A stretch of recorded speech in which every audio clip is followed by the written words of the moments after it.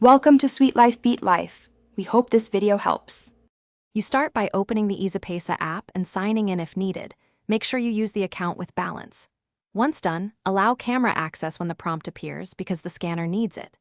Make sure your internet is stable, 3G, 4G, or Wi-Fi, to validate the payment instantly.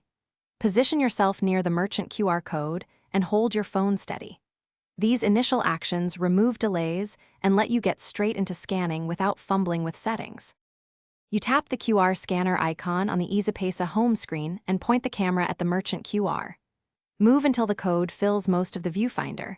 Hold your phone steady so the app can decode it quickly. When the app detects the code, it displays merchant details and amount fields. Check the merchant name and amount carefully to avoid errors. If you need to change the amount, type it now.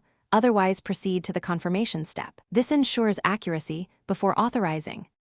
You verify the displayed amount and merchant, then tap Confirm or Pay to proceed. Authenticate using your Easypaisa PIN, fingerprint, or SMS OTP when prompted. This step secures the transaction.